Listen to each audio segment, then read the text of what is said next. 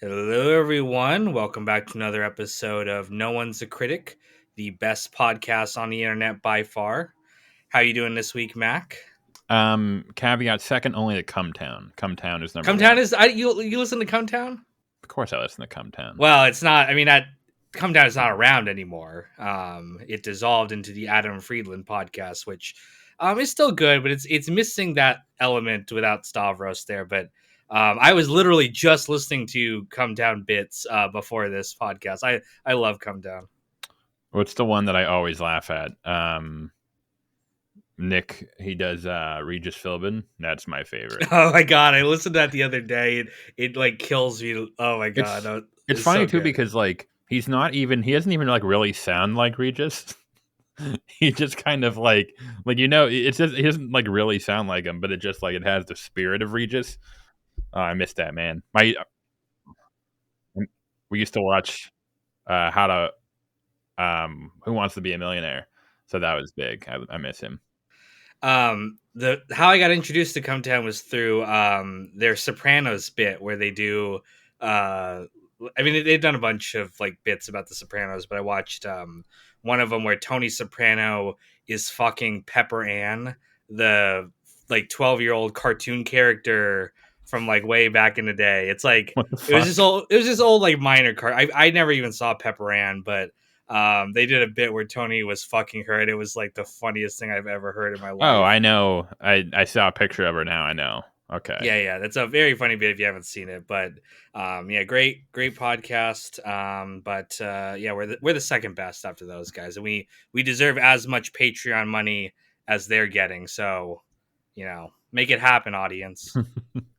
I don't think we have a Patreon page for the podcast, so that might. No, they just have to donate individually to each of our Patreons, Okay. and if you donate to Max, you also have to donate to mine. That's how it works. Because we're communists in this podcast, so we share everything equally. That's how it works. We pull it. That's how it works. But yeah, I know we mentioned we were going to talk about the most recent True Detective episode. However, just to start off, just because I think we can, I don't know if this will fall under your, this will qualify for you, but I put a community post in my community posting area. I don't know what it's called, community page. And I mentioned that a while back I had mentioned doing a video on forced diversity.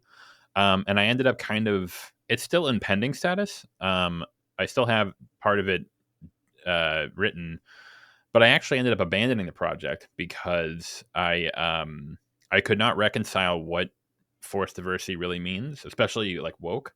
Like, because I kept trying to write the script and I kept trying to like get a definition of them. Because people use them so willy nilly nowadays, like especially woke, like it is.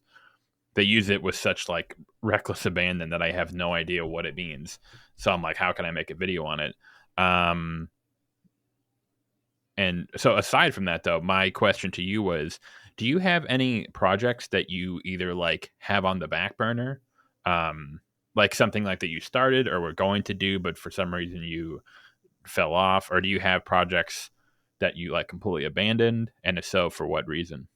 Yeah, that's a great question. So I actually have I have like a Notion page here where I keep track of all my projects that are like in various stages. I have stuff that's like I've come up with the idea for a while, but I haven't gotten around to it, and then one day I eventually will. Those are just like kind of like you said in the pending category. Um, I don't think I've ever dropped like something completely. There's been some like things I've talked about for years that I'm going to do. Like I'm going to do a video about anime because I'm not a big anime fan in general, but I'm trying to educate myself on the subject. So I've been talking about doing that for years with my community. I've been talking about doing a video on like, superhero films, talk about my feelings about them because we've discussed it on the podcast, but I've been beating around the bush for a long time. But I could see though why you would have that problem with that specific topic because I do think like in terms of like internet discourse, like words almost mean nothing anymore. Like the terms that we throw around at each other, it's just it becomes so watered down that it's like what are you even talking about at this point? Yeah. Well, it's funny because a lot of people was sort of like I think they sometimes they get the wrong idea from it. They'll either say one, um, you don't want to like you don't want to make a video on that because like what if you attract the wrong kind of people to your channel. I've had that problem before, and I feel like I'm pretty adamant about like responding in comments to be like, when I made my Last of Us 2 video, if there was someone who was like, oh, who's the trans girl, and I'm like, dude, shut the fuck up, like that, you're not in the right place. But for me it's like I'm pretty like openly about like most people. I think like 90% of the time when people talk about like woke shit or forced diversity, 9% of the time they're like, I, I'm probably gonna think that person's an idiot, or like they haven't really thought out their position that much. They're kind of using a buzzword without really knowing what it means. Um, but I did want to kind of try to be fair because I do think that there are certain things where, a perfect example is the whole Disney and their like first openly gay character, like shit like that. Like I think like okay, I think that there should be a discussion for stuff like that where it's like overly pandering or overly preachy, um, where they're sort of using whether it's gay characters, black characters, female characters, whatever, to try and push, to try and like make them virtue signal in a way, which is that's also a term that gets thrown around a lot that people, you know, um, but it's gotten to the point where like I honestly tried to go in and like I watched like pretty much any video I could find on it. I read God knows how much on the internet of people just like, what does woke mean? What does forced diversity mean? Particularly forced diversity. And it was just no one could put their finger on it. It was always this very like sort of I think everyone's going to have yeah. their own interpretation of that. And I mean, we've talked about it on the podcast. There have been stuff where I'm like, oh, this writing is very poor. And it's not necessarily, I think, that the topic itself. Like, I think I saw what you were talking about. You were talking, you posted that about something about Brokeback Mountain, which I saw that movie like way back in the day. I don't really remember too much about it, but I remember thinking it was pretty good for what it was. And something like that. I don't think that, like, if you want to tell a story about two gay cowboys, there's nothing wrong with that. That story's not. There's nothing inherently, wrong about telling a story like that.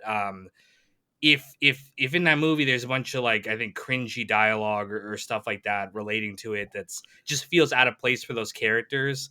Like if Jake Gyllenhaal was telling the other guy, the reason you don't want to be a gay cowboy with me is because of your internalized homophobia. That like that kind of dialogue just doesn't sound natural coming out of like a cowboy type character like that. So I think in that situation that'd be something like very poor writing, but it's not necessarily that the story itself is bad. I thought that was a pretty good story, like love story between the two of them. Well, I think that's the point. It's like so like to your point about the like your internalized homophobia. I mean, that is the reason why Ennis can't be with Jack, because he does have internalized homophobia. Yeah, but if he can't like say that out loud, like well, that's too direct. So that's the thing. It's like whenever I see people talking about like forced diversity or even like wokeness, 9 times out of 10 when I look into it, it's just like I think you just don't like bad writing, and like that's fine. Like I don't like bad writing either, but it kind of goes in this weird thing when it's bad writing about like a POC character or a female character. Suddenly, then it becomes, oh no, the reason it's badly written. Like so, for example, another one is like say someone mentioned Finn from Star Wars: The Force Awakens. And they're like, yeah, man, they just put a black character in there just to like try and be like, woke. And I'm like, well, how do you know they did that? It's like, well, if you watch the movies, he's really poorly written and thinly written, so that's how you know. And it's like, yeah, but like almost every character in that sequel trilogy, even the straight male Poe, I think he's pretty like badly written too. So is this an issue of like? It's almost like they're kind of going a step beyond it, where they're saying, "Hey, this like POC character is poorly written," and I'm like, "Yeah, I agree. He is poorly written, but the reason he's poorly written is because the writers don't care about it because they just have an agenda." And it's like, well, hang on. It's just because then you could use that to say like how many movies that have come out this year that have a white male protagonist who's poorly written? Like probably a good amount of them, like The Flash. Like Barry's pretty badly written, but is that because the writers were trying to like had an agenda? Like no, it's probably just because they're bad writers. So I think it kind of like gets caught up into this weird like agenda driven thing. I don't I know. think I think especially because of the culture war stuff going on nowadays, because you could make that argument about Star Wars, about the old Star Wars movies, like why is Samuel L. Jackson there? Like George Lucas has said before, like he was trying to get more black audience, and no one really complained about that in the sense that like Mace Windu is cool. I mean, you could argue that the prequels were shitty in general, and people do argue that, but no one was really mad or whatever that they put Samuel L. Jackson in the movie. It's like not he is poorly written, like all the characters in those movies are, but people weren't. It was obvious what George Lucas was trying to do, but people weren't really mad about it. Nowadays, they kind of get mad about it, and it's you're right. This is a great tie-in to the True Detective stuff.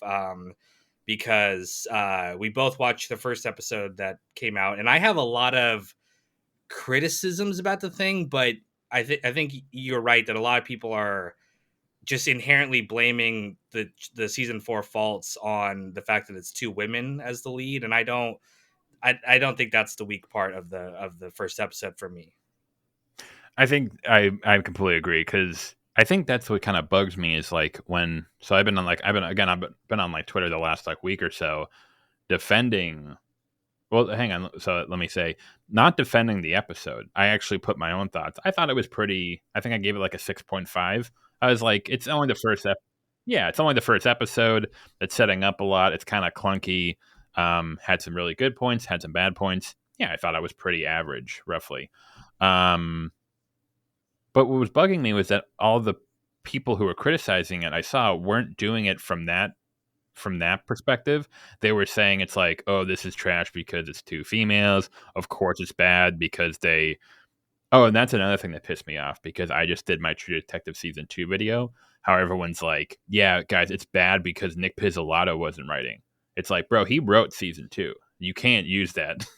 If And you like, season there's 3, which I didn't think was that strong either. yeah, I thought it was like pretty good, not nowhere near. But people are like, they're acting as if like season 1 was like, it was just season 1 and just season 4. It's like, if you're gonna like make this argument, you have to take into account the totality of his work. Um, yeah, it's just very frustrating. Yeah, there's a lot to unpack that we're gonna discuss all about the fandom, and I have my thoughts, my hot takes even about season 1 in general, which we'll talk about. But Me too. I think season 1's like, a lot of people see it as a sacred cow, but I'm like, it's a masterpiece. But y'all gotta like chill. yeah, so but let's talk a little bit about our thoughts on the first episode and kind of leave the fandom out of it and just get to our thoughts. So spoiler alert for season 4 of True Detective if you haven't seen it, and of course we're gonna talk spoilers for the whole series. First episode, I mean, for those who don't know, it's called Night Country. It's set in Alaska during the time of the year where it's completely dark all year, all day. A bunch of scientists go missing, and it seems to be vaguely connected to a murder in the past of an Inuit woman or something like that. And the two leads are Jodie Foster, who's a police chief for the small little town that they're in, and Agent Navarro, who was her partner, I think, before that. They didn't make it clear exactly what the relationship was, but they'd like worked together on this case of the Inuit woman in the past. And it seems like it's going to explore both of those things moving forward. So, what were your thoughts as you watched this episode? So the first thing that stood out was, one, I thought the opening of the show was much stronger than season 2 and 3. I thought the opening I think one thing that people or the reason that season 1 worked so well was because, even though it is on paper it's just about the murder of Dora Lang, the murder a murdered girl. It's very, you could even say it's cliche, but I think everyone remembers that scene where McConaughey and Harrelson go to the crime scene and they see just, she's kneeling, she's naked, she's got the antlers. Like, that was such like a what the fuck. And that's kind of what really, it wasn't just like, oh, there's a dead girl. It's like, no, this was like, it put this like very like visceral like horror within you of like, this poor girl died in such a horrible, horrific, seemingly almost like supernatural manner, that it really just kind of like very much like the detectives, it kind of like almost becomes like a splinter in your brain where you're like, we need to figure this out. Whereas with season 2, it was like Casper's death, which was like no one even remembers who the fuck Casper is. And then season 3, it was the missing kids, which was kind of like, okay, it's like, missing. Oh, detectives search for missing kids. Like, okay. But for this, it was so much. Again, it's like, it a bit gimmicky? Is it like a bit hooky? Sure, but it works. It's It's very much like The Thing. It's got that kind yes. of feel to it. Very like it almost more of a science fiction feel to it, which took me a little bit to get into. And that was my kind of big criticism of this first episode, and it seems like it's going to run throughout the whole season. Is it's much more overt that something supernatural is happening from the get go. I thought that was a little bit hard for me to adjust to because for the most part, again, I haven't seen season 2, so I'm gonna have to leave that out of my discussion. I've seen your video, but I haven't seen the season itself. But Yeah. it doesn't seem like it had any kind of supernatural element in season 2. Season 1, it had this kind of Lovecraftian theme, but one, it was very subtle, and two, I also thought that was like upon my hot take about season 1 is upon reflection, there is no Lovecraft angle to the show. It was just No. there for creepiness. It was almost cheating. That's what my criticism of season 1 is that like it is really good, but like Nick is almost cheating with like the tone he's creating for that season that I don't think plays out. I mean, it's still fine. It's still a great season, but the whole Lovecraft time is a flat circle kind of thing doesn't really amount to anything for me. So that's my hot take about season 1 that I think people kind of forget about. Well, it's funny because I was arguing with people on Twitter, of course, again, and a lot of people, this is like the revisionism that I see a lot of people where, of course, because Pizzolatto isn't involved with season 4, they have to make him a saint and like, oh, he was godly in all the other seasons. Again, ignoring season 2, ignoring season 3. Like, apparently, he was like a huge cunt on the set of season 1, to the point where Kerry Joji Fukunaga, who was the director of all episodes of season 1, I think Pizzolatto said like he would like never work with him again because, and from what I've heard, again, obviously this is just like reports. From what I've heard, it was because Pizzolatto was being like a huge diva. And what bugs me is that looking back, and I think a lot of people will agree with this, and I even think I downplayed it a bit in my season 2 video.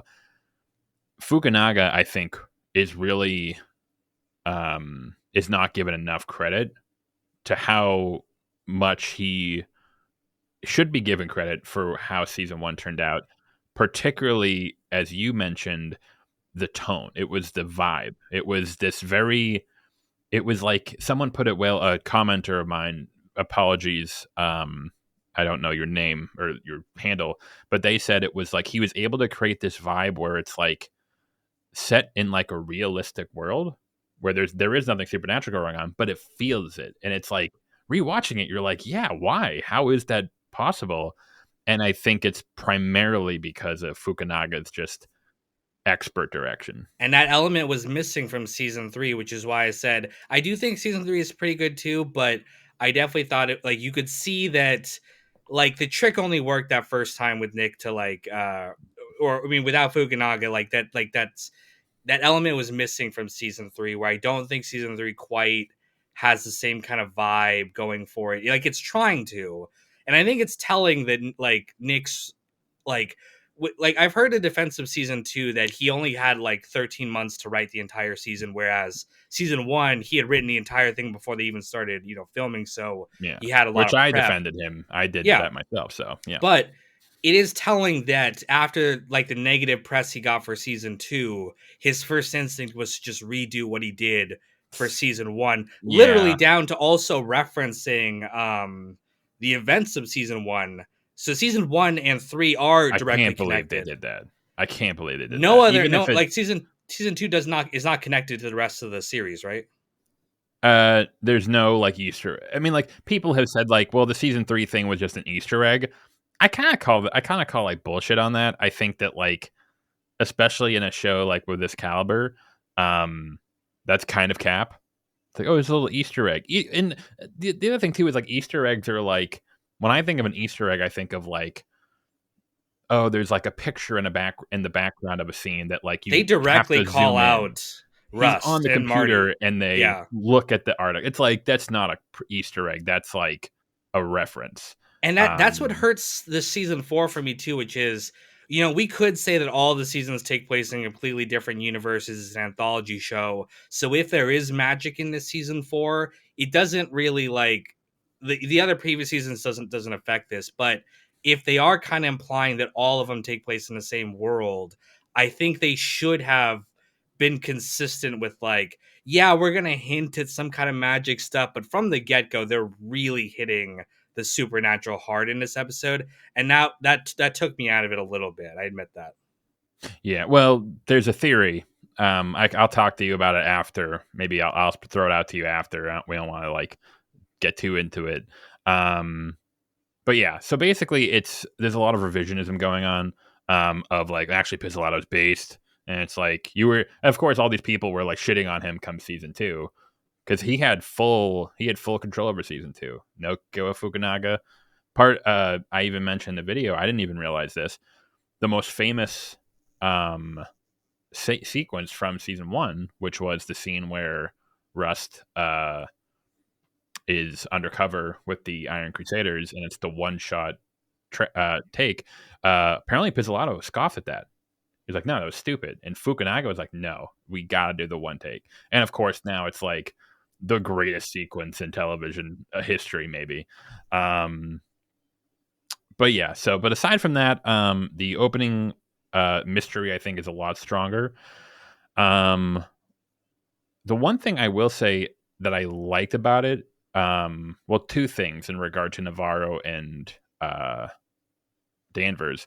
One, I liked it was only a little bit of it, but when Danvers comes to the crime scene, there was a couple little moments where she like was able to deduce things. Like so, for example, when they find the tongue, she's able to know it was an Inuit, indigenous woman because of the lines. And then even something as silly as like, oh no, the mayo's been out for 3 days because now it's like, and because my kid used to do it. I love that shit. I love that little like not like superhuman like Sherlock, like you recognize stuff like that's insane. But no, it's a professional who's using her expertise to or even just her life experience to deduce things. And that doesn't feel like an overly unrealistic way. Which I feel like the other seasons kind of did sometimes.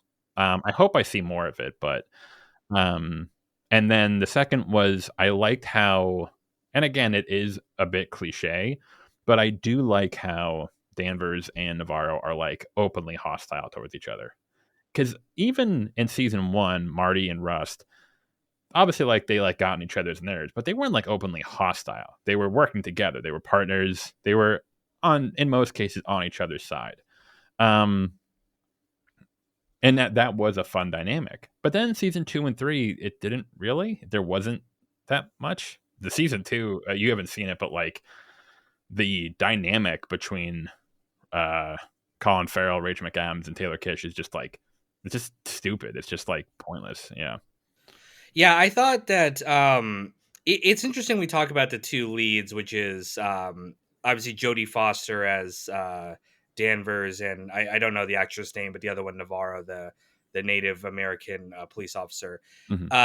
I going into this season, I really expected that they were going to give Jodie Foster the big meaty stuff. I thought she would be like every season has like the Rust character. In season 3, it's obviously I'm blanking on the name right now. Ali, his character. Um, uh, the other one, and we talk about the dynamic. His partner kind of wasn't given the same kind of spotlight that he was given for that season, and I figured they would continue that and give it to Jodie Foster because obviously she's the big name attached to this season. Hmm. Um, but I this first episode I found myself really liking or really I thought Navarro kind of shined more. I thought like Jodie Foster's was like kind of a much more reserved performance. I think she might even be playing the more straight man character. We don't know if that's how it's going to shake out yet. But it kind of seems like from the, the they show you what's going to happen next episode. it kind of seems like Navarro is the one who's going to be the more spirit, have like the more spiritual connection, kind of like Rust had the more kind of connection to the whole Yellow King, Hmm. kind of shit there. So The I philosophy, did, yeah. yeah, I liked Navarro more in this episode. I found her actually be a very engaging character in that she's got like drives and stuff that's really pushing her, and has a lot of very human scenes like with the brother of the victim and stuff like that. So I actually liked her a lot. It drove me nuts because one of the things I saw over and over again on even some of the comments I saw when I posted my thoughts on season one or season four was people, and this is like it goes back to our discussions about like we've talked about Skylar White or Carmela Soprano. I do think that like a lot of like particularly dudes, almost solely dudes, they sort of have a sort of what's what I'm looking for, and almost like and they aren't even aware sometimes of their own bias because when I was going through some of the comments, one of the big things I got was like, yeah, I thought Navarro was like really irritable and annoying and like obnoxious. And I would ask them like, oh, like, so like why? And they was gonna be like, I don't know. She was like, very stoic. It's like, what? Like, there's plenty of stoic. Rust was very stoic. Or like, oh, she was very, oh no, one of my commenters mentioned, um, I thought, when she gave Jodie Foster attitude at the end of the episode when they're talking to each other, and it's like, well, yeah, I mean, in her eyes, Jodie Foster really fucked her over 6 years ago with this. A woman was killed, murdered horribly. She was asking questions. She wanted to get to the bottom of it, and she got kicked off the case, and the murder went cold. Yeah, I absolutely would. I would. I think she was far too civil to Jodie Foster, considering. Um, and it's like with that stuff, I'm like, this is where we're kind of getting into like obviously there is some like dickheads who are just like openly like racist or sexist, but then we get to the thing where I'm like, I don't know if you guys are judging this season and kind of going back to what you were talking about with season one about being like sort of like a sacred cow. I feel like people like you're kind of like you're not like viewing them on the same standards. You're kind of when Navarro's stoic and like acting tough, oh, it's annoying and irritable. When Rust does it, it's like, oh, it's badass and cool. It's like you're kind of Here's the thing too. I went in kind of like I was a little worried going in. Like, are they gonna make like something very unrealistic? That does kind of annoy me when like a female like is doing something completely unreasonable or whatever because they want her to look tough, and then she beats up a bunch of guys or whatever. And nowhere in this episode did that happen. Nowhere in this episode did I feel like the female cops were being obnoxious for the sake of being tough, or being over like unrealistically strong, whatever. Like, yeah, Navarro like takes down that one guy, but he was drunk and he was on slippery ice. She just trips him and yeah. arrests him, and that's it. And it's not like not to say it's not like she's like I mean the actress is a professional boxer in real life. She's not like a she's not like this like twig or anything. If Jodie Foster was like socking dudes, okay, you'd have a thing. But like this woman is like she's clearly capable. Again, nowhere in this episode did I feel like they were obnoxiously like I mean to say this, but like obnoxiously feminist or anything like that. I didn't honestly feel like I felt Jodie Foster was like the epitome of patience with her dickhead. I guess that's her ex husband or whatever, who's like on the cop with her, and it's their son, but they're divorced So and he's marrying someone else. so I think that was one of the big complaints I have of season four so far is the same I have of season two, which is that um because it has such like a larger cast of characters, it like introduces the crime and then pretty much the whole episode is like setting up all the different other characters like, oh, here's Jodie and her stepdaughter, here's Navarro and her sister. And it just kind of like, oh, here's Navarro and Anne's brother, here's the younger cop and his wife. It kind of felt just like, okay, like we need to like let's get the story rolling. It's like you're setting it up. It felt like there were too many relationships the characters Yes. had. Like they, again, there's the crazy sister of Navarro. There's her her step like Jodie Foster's stepdaughter, who I guess maybe she married someone else who maybe he passed away, So I like a think, native man or something. I don't know. yeah. So Jodie Foster is not related, or she was not married to John Hawkes, who was the male cop, or the kid. She has no relation to them. The John Hawkes and the male kid, that's father and son, but Jodie Foster is in no relation. Jodie Foster, it seems, married a man who passed away somehow at some point earlier, and now she's living with the stepdaughter. Okay, because it seemed Yeah, like that younger cop kid was like treated her like a mother. Maybe it's like just a symbolic relationship, but symbolic. But I it think kind of felt like Jodie Foster was his mom too, which I thought was like, again, maybe I just read it wrong or whatever. But no, I think that is like an actual one critique I do have of it is that I think it did sort of. Did you ever read that when Benioff and Weiss said in the original cut of the pilot of Game of Thrones, people watching it didn't know that Jaime and Cersei were brother and sister? that must be why they have like lines saying that, like, oh, that's the queen's brother. Yes, because at the end of the episode when they're fucking and Bran sees them, the people who watch it were like, "I don't get it." And it's like, well, because they're and they're like, "No, I don't get it." I think that is a risk of when because season 2 had this exact same problem where when you have all these characters and you're throwing them at everyone and all these relationships and all these connections, you can't do that all in like one big because you're gonna forget. You're gonna lose track. You're gonna be like, who's who? You have to do like season 1 and to its credit, season 3 does, I think, slowly have that come into play when it becomes relevant. What season 4 is doing is like, hey, here are all these characters that are gonna be pertinent later, but it's like, yeah, but like it's because like obviously we know that like, oh, Navarro has her sister who's mentally ill. Of course, that's going to come into play later. Here's the woman who's the drunk driver and she's screaming about her kid. That's probably going to come into play later. But like we don't need to know that now. Yeah, We can we could have slow boiled it. yes. That was my biggest complaint. And I will say, while Navarro, the character I liked, the actress, I think, let me look it up real quick. Reese,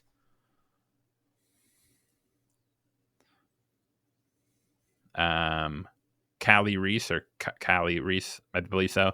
I thought her performance was a bit wooden. Now that's either because but like looking back into the episode, kind of what you mentioned, she is kind of played as this very like, it's a character shrouded in mystery. Like it hints at her being in the service, and we're not sure what happened there. And I think she held her own pretty well. But like when you're in a scene with like when she's in a scene with Jodie Foster, it's just like you're almost putting her up against the giant. It's like Exactly. holy Yeah. shit. Yeah. It'll be interesting to But see how it shakes out. yeah, exactly. I do think we should mention that, in regards to Nick not being involved, that's one thing. This season was also kind of tacked on to the show. Like, I don't know if you've read anything about the director or whatever, but the showrunner this season, Issa, I'm blanking on her name. Issa Rae, True Detectives, Issa Lopez. Issa Lopez. Um, she apparently had been writing a story like this before ever being approached for True Detective. She'd been interested in Inuit kind of culture up there, and had been working on something like this, inspired by The Thing, and she would talked about that. But then True Detective, when when HBO decided they weren't gonna have Nick running this season, approached her, but they were like, "What would you do if we gave you the show?" And she kind of brought this idea into it. So I do think there might be some legitimate criticism to be said of like they're just kind of like you could have just called this show Night Country, right? It Night didn't Country. have to have the True Detective logo on the front. Maybe If they will anything, connect it. Maybe they will connect it, but like it does kind of feel like a cash grab from HBO's perspective more than anyone else. if anything, it actually may have shot itself in the foot because most people, when you say True Detective, most people do not think of season 2 and 3. But I'd actually say most fans of the franchise. I even ran to people where they're talking about True Detective. Yeah, they haven't seen season 2 and season 3. I'm like, okay, well, you're not like you're. Are you a fan of the series or are you a fan of season 1? because those aren't the same thing. Yeah. And it almost kind of shot themselves in the foot because I venture to guess when most people think of when you say True Detective, you're thinking season one. And so you're almost, of course, if you're putting that up against, you put any show up against True Detective season one, you're asking for trouble. So I almost wonder if it was a bit shooting itself in the foot.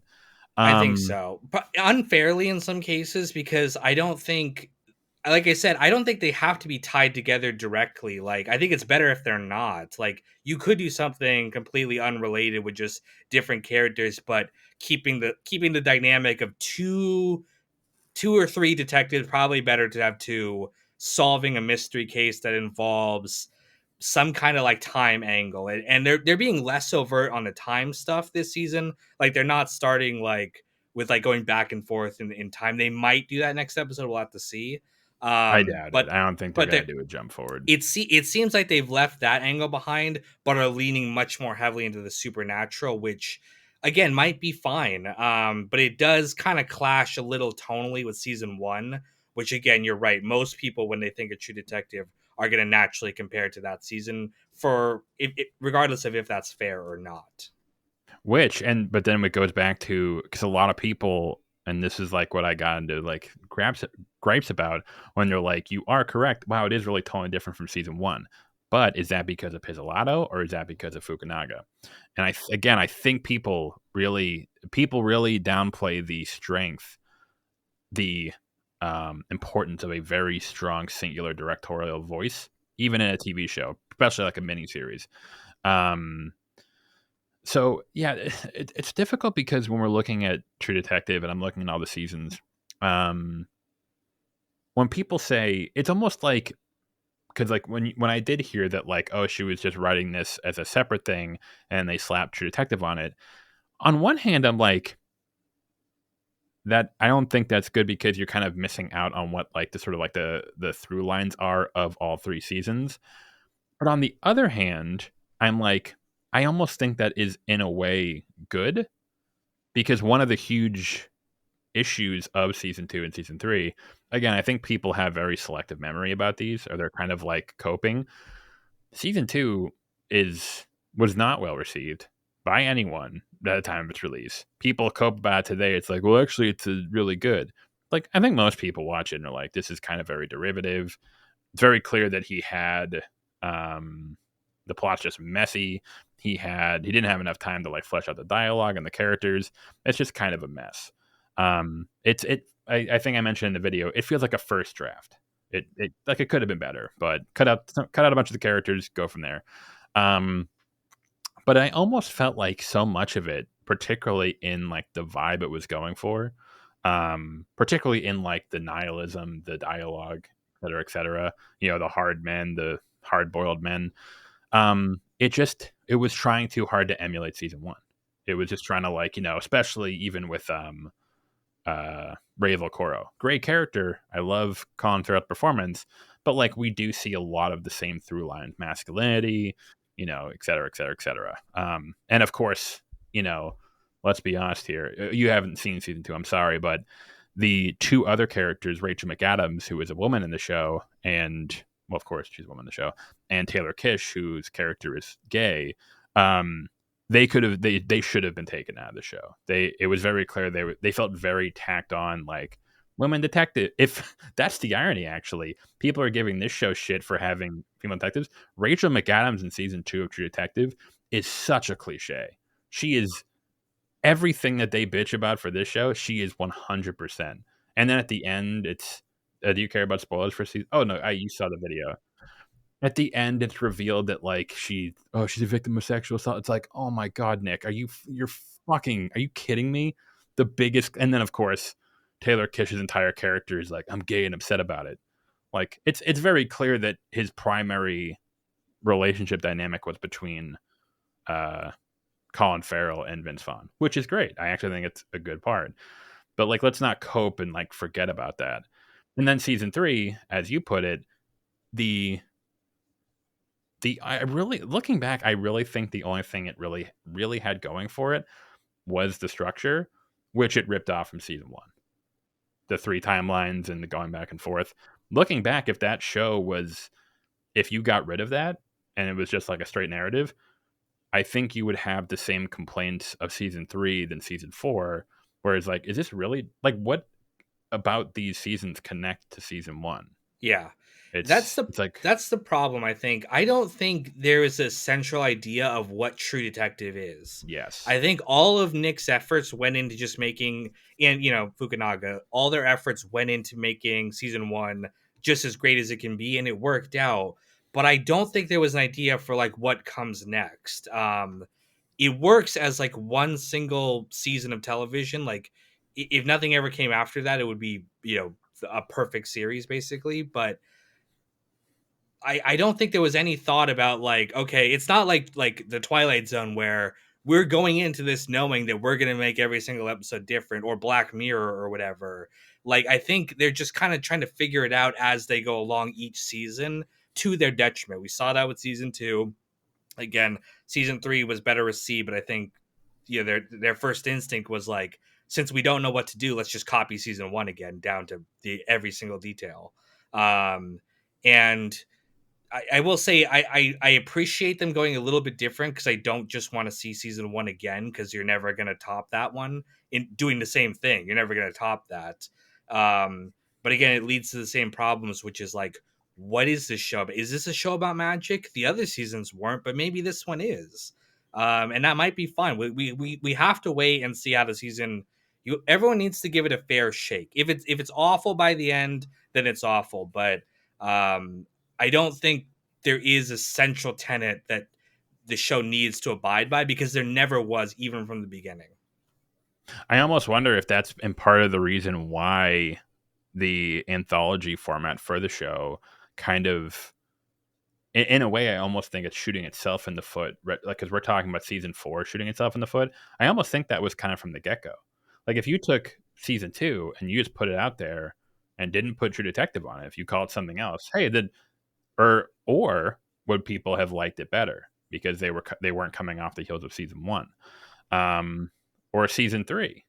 But again, I mean, that's the issue. Is so one thing I did hear from, because a lot of people asked when people were bitching about season 4, it's not like season 1. It's like, well, duh, idiot. But people were asking, it's like, okay, so like what? It didn't. Oh, they said it didn't feel like True Detective, and it's like, okay, so like what are you talking about? What is that feel that you're talking about? And again, most people were probably just talking about season 1 because that's all they care about. Selective memory again. But one of the answers I got a lot was, and this is actually an interesting conversation we can keep going with. One person mentioned, even if season 2 and 3 were kind of like either subpar or trash, depending on how much you liked them, Nick Pizzolatto's voice as a writer was the through line. And at least with that, I can at least somewhat agree. I think that is fair. However, I think that's sort of like a fallacy, because that, I don't think that is inherently good, and I think sometimes that can be inherently bad. Or it can be a fault.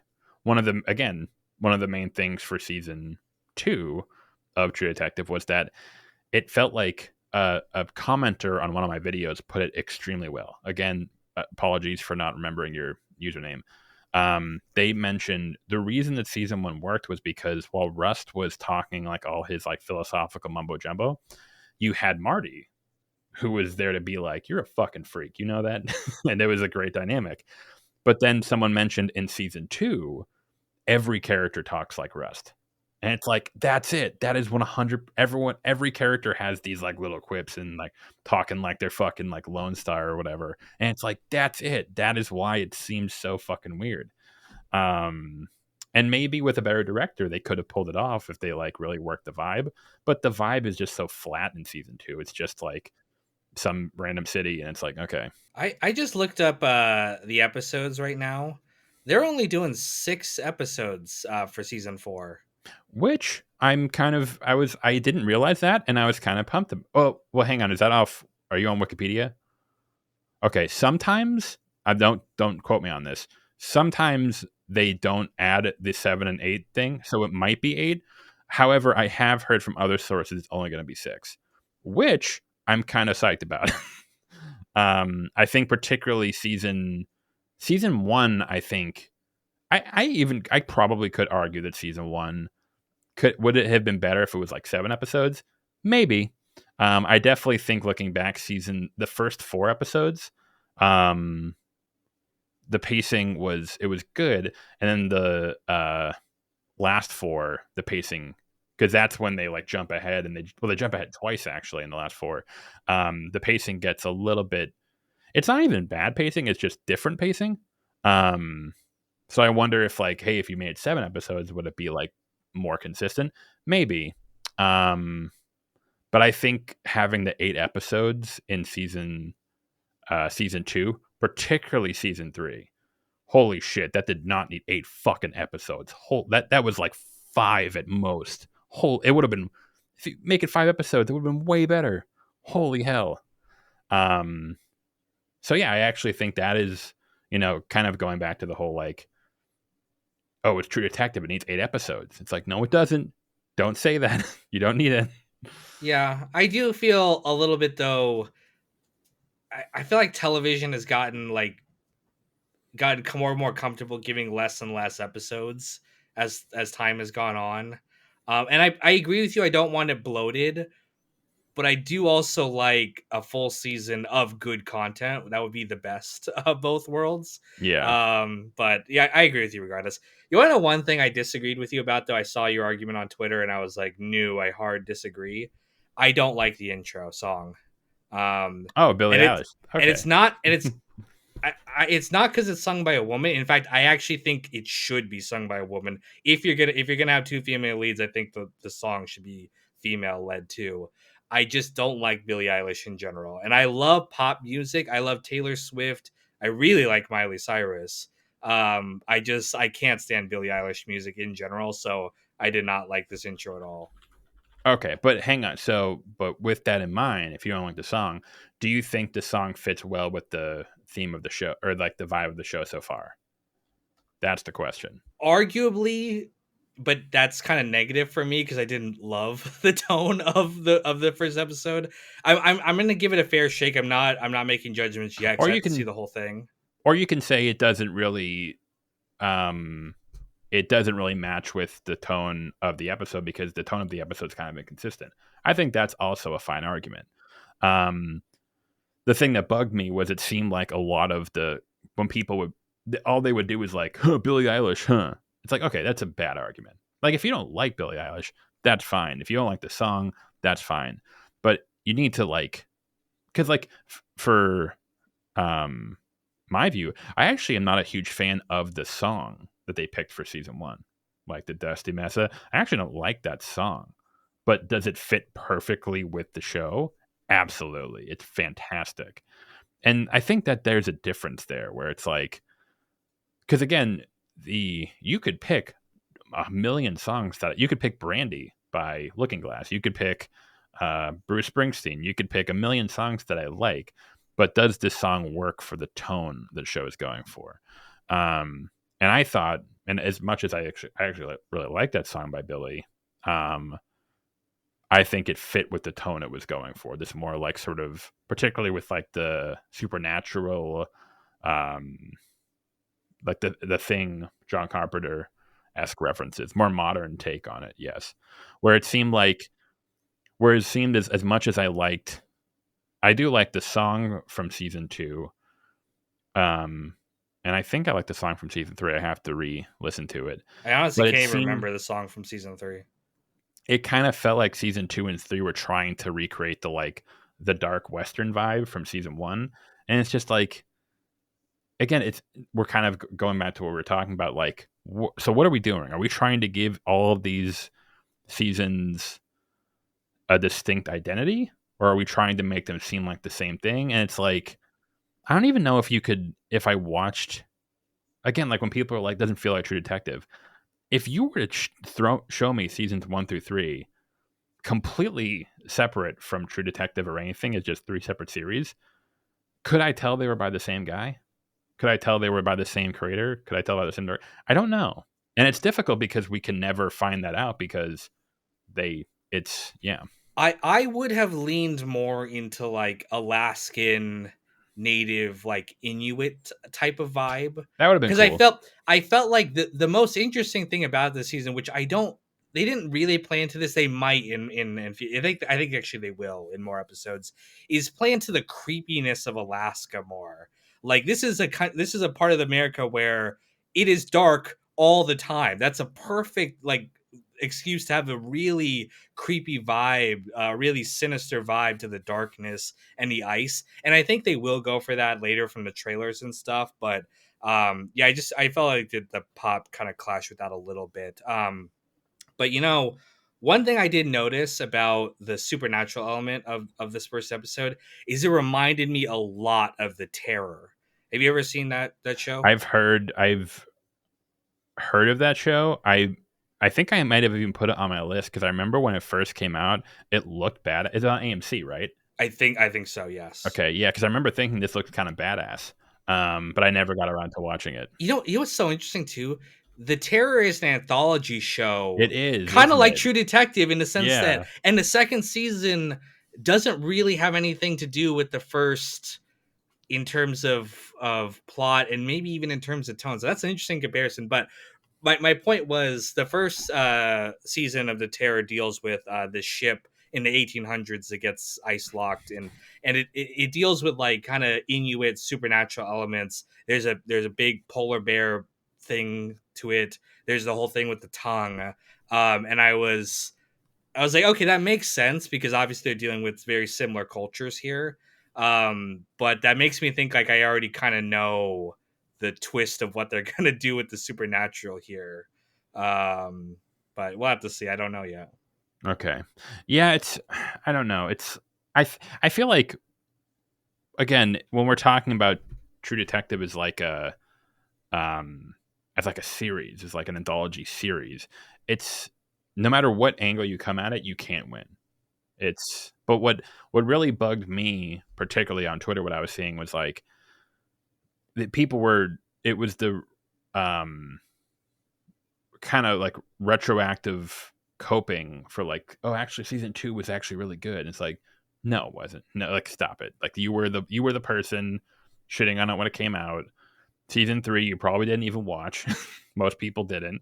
Um and so it's really frustrating when I was seeing again, if you don't like the episode, again, you and me, we have our critiques, but give it a fair shake. Shake it like actually don't just be like, oh, it's good girls. Um Did they give a reason why Nick is not involved at all? Is it because he's an asshole I don't know. and they just don't want to work with him? I mean, they did. I mean, I would say, well, no, actually, you know what? I won't uh, defend him because I actually didn't figure this out. Oh no, I do mention it in my video. I do poke fun at him. So even though they did say season 2, uh, they only gave him about like 11 months to write the whole thing. I think I have to rewatch my uh, video, but I'm very certain of this. I'm pretty certain Nick was the one who said, "No, I want to do it on my own for writing." Um, man, it's like, do I think they should have given him longer? Absolutely, if they want something good. But also, if you're going to agree to a contract like that, it's like if you, it's like, hey, can you write 8 episodes of television in 11 months? It's like you better be able to. And then for season 3, they brought in other writers. So I think maybe season 2 humbled him a little bit. He's like, okay, like I need. Um, but as for why he's not involved, I don't know. I don't know if that was ever said. Um, I gotta imagine it's like personal. They just might not want to work with him. That's why they passed on Mad Men. HBO did because I mean, I don't know this for a fact, but I'm doing research for my Mad Men video, and it just seems like Matt Weiner Matt Weiner's a dick. left a bad impression. Well, yeah, he's a dick. And he left a bad impression over there with HBO, and they were just like, we'd much rather work with Terrence Winter, who's very nice Oh, and for that's in Boardwalk Boardwalk Empire. Empire. Yeah. Um, yeah, it's I was very surprised by that when I read up on and apparently for season 1, Carrie was um very disheartened because, he was very much like, "Hey, we're a team. I want to collaborate with you." And again, it's a one-sided thing from Carrie but from what I've read about it, it seemed like he was being pretty genuine. It didn't seem like he was being like petty. It really did seem like he was like Nick was just kind of like he had his head up his ass and didn't appreciate Carrie's contribution to the project as much as the opposite. He kind of felt like he was like a hotshot. Well, I think Um, he's like Matt Weiner in the sense that he spent so much time working on the first season ahead of time. Like I yes, think it's a story he's wanted to tell for a long time, and when it worked out, he got this kind of like really massive ego that like I could do no wrong. And it's like, no, I mean, if you prepare years in advance for the story, then of course you have an edge for that first season. But now when it's time for the second season, it's like, show me what you got, and what you got wasn't enough. And then again, going back to the well again for the third season. So I don't know anything if about him personally, but it seems like it must be kind of some kind of personal issue over there. I will say, Roger Ebert said this, which is really interesting. It was he. This was in reference to Barbara Streisand when she directed The Prince of Tides, which you and I know because of The Sopranos. Um, when the film came out and he was praising Barbara Streisand as a director, he said, "Every director, or there are many directors that have one good film in them, but being a good director is about when you have like two or three good films. Every like, 'cause there are plenty of directors who like they make one great film and their follow up sucks." And it's like, but if you're a director who can like be consistent over several films, that proves that you're a good director. Honestly, like looking through his pedigree, even I have not read his novel Galveston, which I heard was kind of mediocre from what I've read about it. Honestly, I think Nick is in. I will never not praise him for True Detective season one. It's a masterpiece. We can before we wrap up, we can go over our critiques of it. That'd be fun. Um, but honestly, looking at it now, I think a lot of people are just like the writing is dick too hard. It's like, look, you had a masterpiece in you, and nothing else is ever gonna compare to that. You maybe you don't have the stuff anymore. That's fine, but just take the L. Well, Don't try to push it. he's relatively young too, right? So it's like Yeah, he just might need more seasoning, right? Like David Chase had fucking 20 years in the industry to perfect his craft, and I mean he put out a disappointing sequel to many people, right? In the Many Saints. So um I think don't get too writers shouldn't not get too arrogant. Like you're only as good as your last script. yes. As they say, the Or at least just lose the ego. Lose the ego. Just be humble. you want to talk about Um, season one, which you don't like? yes. Or do you want to go? Or I can say mine. Mine are pretty minute. I'm pretty overly because a lot of people did mention like, well, is it? And this is actually kind of what bugs me about season four. It's like one of the critiques is like, well, is it a critique that it's so focused on like masculinity and the male characters? And I'm like, I don't. That's not a critique to me. It's like, well, why not? Why weren't there more female characters and more fleshed out? One, I don't think that's a very good critique. If you're telling a story about dudes and you just want to make it about dudes, and that's fine. But of course now the shoe's on the other foot, and now when it's about women, they're like, "What the fuck? What about the male characters?" It's like, oh yeah, it doesn't feel so good. However, on that same token, I think it's kind of bullshit because I think Maggie is like fucking based in season one. Um, I guess Alexander Daddario's character is kind of like the stereotype of like the crazy bitch. And then there is the really it's a small thing, but it's so cringy. When the girl in episode 2 who was like a sex worker, and then Marty runs into her like 10 years later, and then that's the chick he ends up getting with. And there's the scene where she's like, "I want you to fuck me in my ass," and it's like, it kind of felt like Nick was like, "All right, bro, get off the, you kind of get your dick, like get your hand off your dick." Um, but that doesn't really count anyway because Marty's supposed to be an asshole. Like it's supposed to show he's a scumbag. So um, I guess the pacing I mentioned a little bit. It's a little bit wonky, but like that's incredibly minute. I wouldn't even call it as a flaw. The one big critique I have is I really do not like the portrayal of Errol Childress. It just seemed like, kind of like you said, season one was very good at having this like a supernatural feel, but it really wasn't. It was very grounded.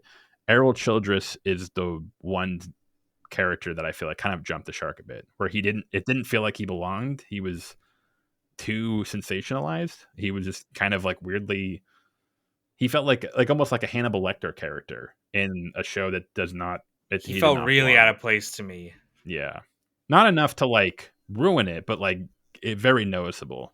For how grounded the rest of the show is, for him to be making these weird voices, I can accept that he's a crazy lunatic or whatever, but the way he's portrayed is very crazy. I did not like that. And When so was Reggie Ledoux, but yeah, but that was very realistic. he was a Yeah, druggy scumbag. That's how they yeah. act. When he's in the, not the cave, but that little sewer system at the very end, we had the fight. That was the kind of crazy I wanted, with the very dark, sinister crazy, not the Mhm. whole like, "Hello, my dear," in this fake British accent. Like that, that felt weird to me.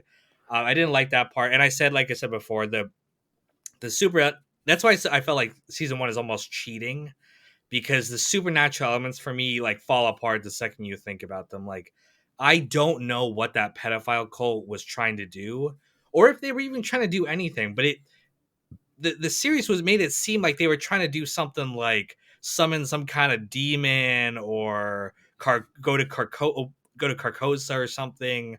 And Yeah. it doesn't really play out at all. I think Nick just kind of set that up to be cool and like a reference to Lovecraft. He's an MFA guy, so of course he's going to put in a bunch of Yeah. Of literary course. pseudo psychology bullshit into it. Again, it works because the tone is there. It's just fun. Yeah. But like it falls apart upon any kind of examination about like, this I think is just that's a pedophile cult. It's just a pedophile group that's hurting children. It's not, there's no Lovecraft thing to it. That's a good point. It's not so much like I think you put it well. It's not so much that like we wanted there to be supernatural elements to it. We just simply wanted I think to your point, maybe we just wanted to understand what the cult deal was just a little bit more, maybe just a tad. It did kind of feel like it kind of got dropped. And like in looking back, it really didn't matter because that's not what the show is about. And that's kind of why Errol doesn't really bother me either, because he was simply like a device to it was all about Marty and Rust. But it did kind of feel like they were baiting you a little bit too much. Um but yeah, so for me, that's it. That was Yeah, kind of I agree. That's it. I oh, don't have any other criticisms. someone pointed out to me. Well, funny enough, they meant to not, but they actually ended up pointing it out a flaw. Someone pointed out really well. What's really interesting about the first, pretty much the entire first like 7 episodes, is that when we're like doing the investigation, very similar to Chinatown with Jack Nicholson, every single time that we learn information, the detective is also learning that information. So we are with them. Everything they know, we know, and vice versa. Except the one time so for example, when they meet Reggie Ledoux, the first time they see Reggie, that's the first time we're seeing Reggie. Well, I guess there's that little insert cut, which is, it's not a big deal. But like, when we first see his face, except the one time they break that rule is at the end of episode 7 when they introduce Errol Childress, when he's like, my family's been here a long time, and you see the scars. And then there's the whole scene in episode 8 where we see where he's living. And someone pointed out to me, those scenes did feel weird. And I was like, I wonder why. And he pointed out because it's the one time that we are taken away from the detective's POV. And I was like, oh shit, that's right. There was no need for that. Why did we have to meet Errol before the detectives did?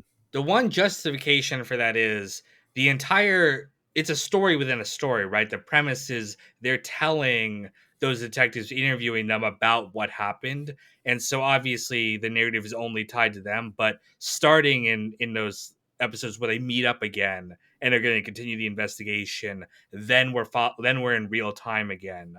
Mm-hmm. So that's the one justification where it's like the narrative can now drift apart from just their stories. But That's a good point. yeah, I agree with you. That again, that ties into the disappointment of that final villain. But again, it's not even about the villains; it's about the tone, and it's about Rust's nihilism. It's about his emotional journey. And you could argue the Lovecraft stuff is not really there to be literal. It's more so there to be a representation of his inner journey and his struggle with the darkness, and him Hmm. eventually overcoming that, and Marty also going through a less glamorous but equally true journey to discover what's important in life. So there is that defense, but other than that, there's no problems I have with it. It is very entertaining television, um, and it's just a shame the rest of the show doesn't really live up to that first season. Yeah. And, funny enough, you mention it. Another thing that I think is like a huge reason why True Detective season one, and stuff that we talk about all the time, we're talking about character over story. If you actually like look at the plot of season one, it's not really that complicated. It's not like overly complicated. It's not like super out there, super original. It's a pretty fairly the detectives, there's a married girl, they interview people, they learn information, they oh, they meet a hooker, she has a pimp, I meet them. It's pretty straightforward. But because it's told in such an incredible manner and straightforward manner, and the characters are just so fucking good, that's what carries it. And that's what people, I think, like when they're talking about the writing of it, I think 9 times out of 10 we're talking about Rust and Marty. They're not talking about like the plotting. Like it's pretty like basic plotting, which again, that's not a bad thing. But I think there's a lot of selective memory. When people are trying to dunk on season 4, I think there's a lot of selective memory when it comes to the other seasons. I agree. Well, anyway, we're at our hour here. Any final thoughts you wanted to leave? Any topics you wanted to cover? I'm trying to think of like I'm trying to think of like more, and this is like actually like surprising because like when we were going over season 1, I actually tried to find, because again, Errol Childress was the big standout, but part of the reason he is because like with you, I literally think there's nothing wrong with it. There's not everything else is like picture perfect. It's more so like the problems with it are how much the community props it up as like, again, a really good season, but not a perfect show and not a perfect representation of Nick's like unbridled ability, right? It's like there Yes. were other factors that made this a really good show. It's not just Nick, and it's kind of unfair to just say that without Nick the show is going to be awful. It might be awful. Might be awful. But I think we need to, I think people should give it a fair shake, and I'm going to continue to watch it with an open mind and see where it goes. Someone put it well, not me, not my words. It was a synergistic miracle between Kerry Joji Fukunaga, Nick Pizzolatto, and Matthew McConaughey and Woody Harrelson. It was and like that happens once in a blue moon. Yeah. And the many unsung people who make a show Yes. possible, like all Yes. the camera people, all the crew. Like it is a television is a group effort. Like writing a novel is a solo act most of the time, but right, like producing a movie or anything visual, there are other people involved beyond just the showrunner, and they will never get the credit that they deserve for helping make that happen. But um, they should. You know what? I'm just gonna call it right now. You know who deserves the most credit? The camera operator in season 1, episode 4, who did the Yeah. 6 minute long take. Whoever that person was, you're the star. You're I number heard I one. heard a story one time about Matthew McConaughey saying how one of the I think assistants was the one cutting out the little human figures out of the beer cans and like handing it to him as they're Yeah. doing that scene. So whoever cut out those little humans, I'm sure you got a cut on your finger doing that. Just know that I appreciate your You the effort. real MVP. You the We real appreciate MVP. your effort here on No One's a Critic. And stay tuned for the next episode coming soon. Take care, y'all.